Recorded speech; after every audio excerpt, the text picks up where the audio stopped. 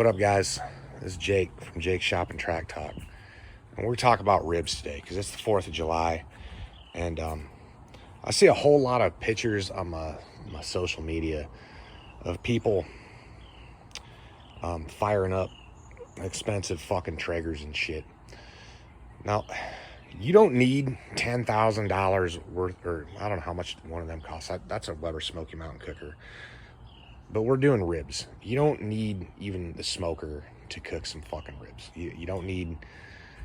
I'm going to show you how I do it. And I'm going to tell you right now, they will blow the doors off of your family, your friends, anybody you want to cook them for. Sorry it's a little bit too late for the 4th of July. But then again, I mean, I'm not cooking ribs for just to make a video about it. It's not a cooking channel. Anyway, I'm going to go ahead and start the fire, and I'm going to show you how to do it. All right, so we've got a chimney starter, Kingsford charcoal, Weber kettle grill. Buy a Weber, but if you got a cheap kettle grill from Walmart, that'll work too. And you see 4 charcoal briquettes down there. I've soaked them in a little bit of lighter fluid. And you don't want to use a lot of, you don't want to dump a whole goddamn thing of lighter fluid in there. Now we're going to start that fire, and that's going to, how you say, once there's flame shooting out of it, then we'll prepare the grill. All right, let's go get our ribs ready.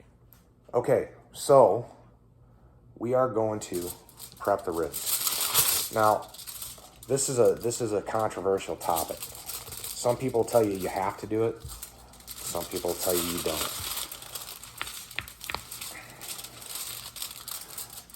I say do whatever you feel like and do whatever you got time to. Like, if you, like Pop Daddy, the world famous Pitmaster T says, the fabulous Pitmaster T says, this is a waste of time.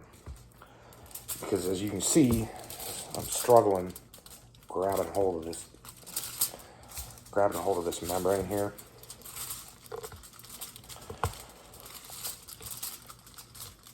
To get it off there. Like, you can use your knife or whatever and work it on it.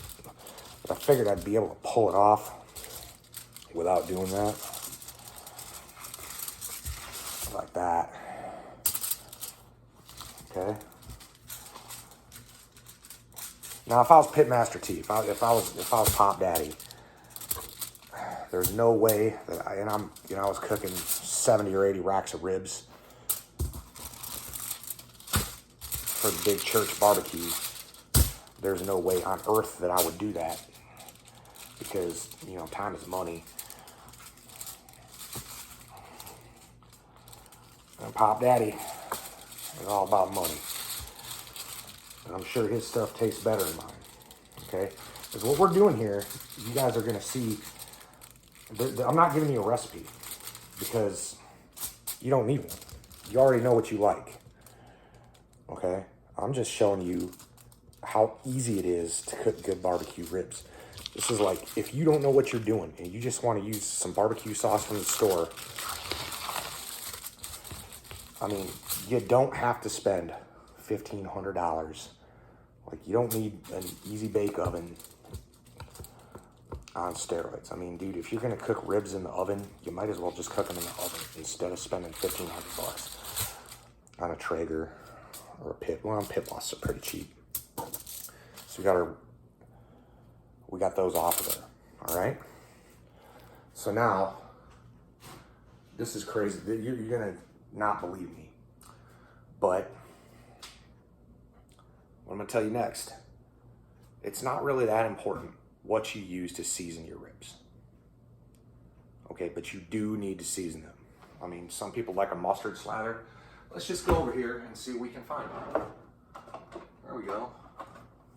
There goes some Kingsford pre-made store-bought seasoning. Stuff's pretty good. Okay, it's a little bit expensive. You can mix up your own spices all you want, but you want to season liberally. You want to get as much seasoning on there. See, I'm going to run out of this. So these two racks are going to be seasoned differently.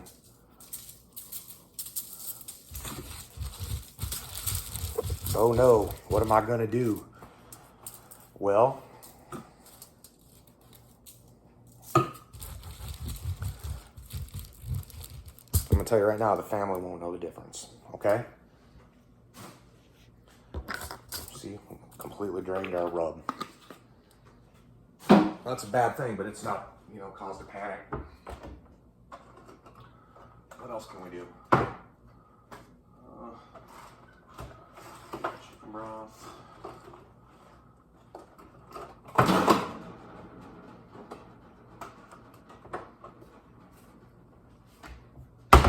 We got any?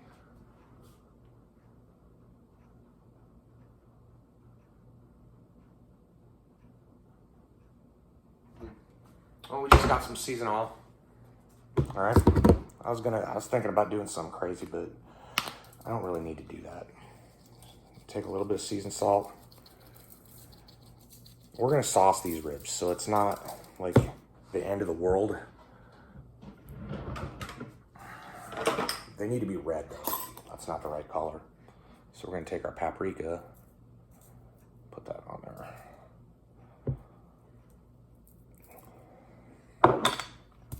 Some people want a mustard slather. Oops, sorry guys, I didn't mean to drop you like that. And I like a mustard slather too.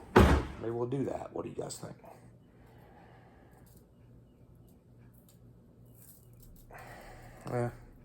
Not really necessary. I'm just gonna do this super old school, keep it super simple for you guys. But you gotta use a lot of seasoning. I mean, you don't wanna over salt them. If you're using something like seasonal, you don't wanna, you know, discretion is the better part of valor when it comes to seasoning, all right? Just like smoke. Like when you saw me set up the fire, you didn't see me soaking our wood chips. We're not using wood chips at all. We're using wood chunks from Western Barbecue. They're the best. I've been using them for 20 years, all right? Their size is consistent. Everything seems to work good. I've never had a problem with them, all right? So what we're gonna do next, you see the foil here. The only purpose of that foil is to just hold the ribs while I get ready to set up our 2-zone fire on our Weber charcoal grill. Okay, so we're not gonna foil them. We're not making a McDonald's McRib sandwich here. We're just holding these ribs.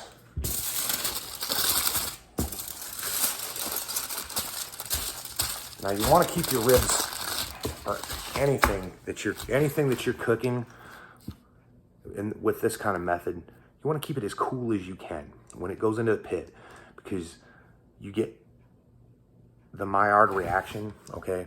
That's what gives you that smoke ring.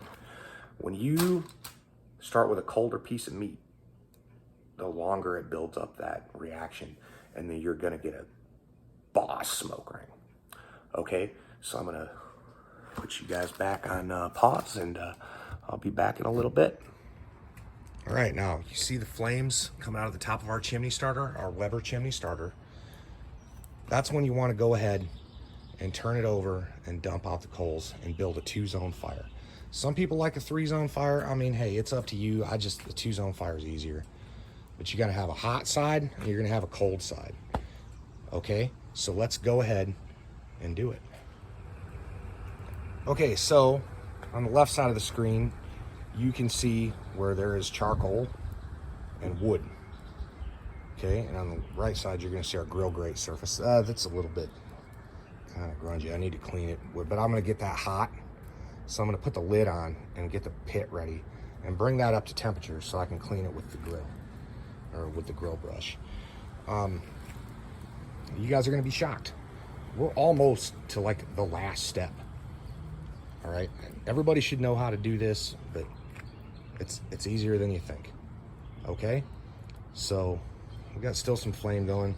That's just that wood. There's no lighter fluid.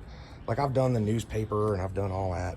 If you just take a little bit of lighter fluid and put it on 3 briquettes, maybe 4, underneath of the underneath your chimney starter, it does the same thing, and it costs a lot less money, and it lasts, frankly, it lasts forever as opposed to buying barbecue starter cubes.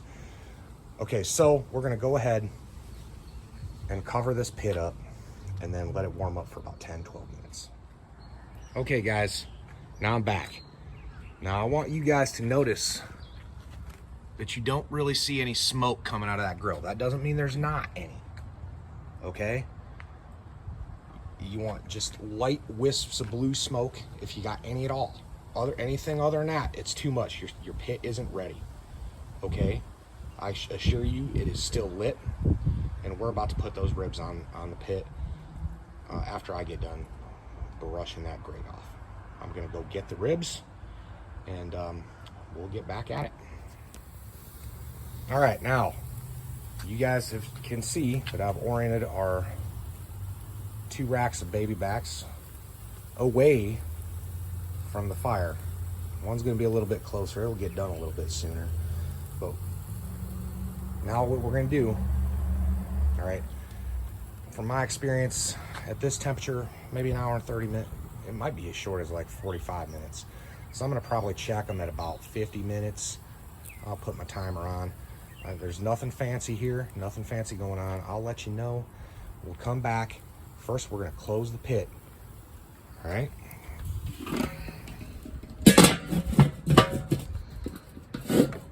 With our smoke vent on this side, fully open. All vents are fully open, bottom, top. Okay.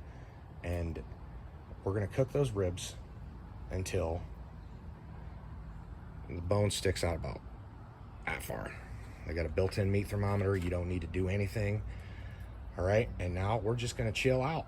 If I don't drink anymore, but if you want to have a couple cold beers, this would be a pretty good time to do it. Okay, and that's about it. No peeking. Be back in about 50 minutes. Okay guys, we're back. It's been 50 minutes. Now we're gonna take a look. I said no peeking, and that's important, but we're gonna just, I don't know how hot I have the fire. I don't have my infrared thermometer or anything. I don't typically worry about it. A couple of racks of baby backs. Baby backs don't take that long. Don't believe the hype. Slide that back. And we're gonna see we're not even close to ready.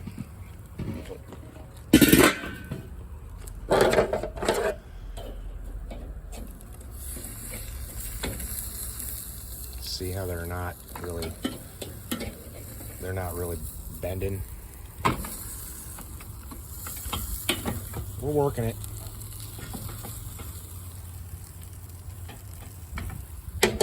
Fire's running a little bit low, but that's okay.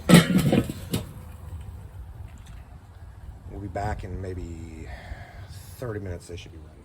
Okay guys, it's been another 50 minutes. I want you guys to look. Oh man, they're coming apart. See how gorgeous of a bend we got right there? Our ribs, even this bigger rack here.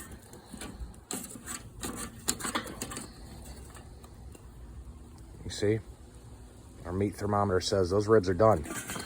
Now, we can eat them just like this, but these are gonna be wet racks. That's how my family likes them. And as you can see, we don't have a whole lot of coal left, but we still got heat from our grill grate. And we still got just a little bit of smoke going. We don't need it anymore. A little bit of charcoal, but we're gonna sauce them, cover it, and we're gonna serve them. Thanks for watching, guys. And actually, hold on, let's do that. Okay, we sauced them, used our leftover heat. You guys saw me break them ribs in half. All right. Now, these aren't like, fall off the bone is a term that I kind of, you see how it just pulled apart? These ribs will have a little bit of chew. They're not like a boiled rib, okay? You're gonna have to bite them. You're gonna have to chew them. But these are the best ribs that you've ever made if you've been boiling them. I swear to you, there's nothing spectacularly fancy or difficult about them. Now, if you want to take what I just did, just basic indirect ribs on a Weber kettle, and you want to make them special, like truly special, grind your own spices, okay? Get good paprika, okay? And there's a recipe on the internet, here on YouTube, on Greg Easter's channel, cooking in Finland. Used to be cooking in Russia, for a port wine barbecue sauce, and it's to die for, okay? Let's get the hell away from my ribs, flies. So anyway, that's enough. Have a great rest of your day. Oh, sorry about that, fellas. And that's all we got today. Thanks for watching Jake's Shop and Track Talk. Bon appetit.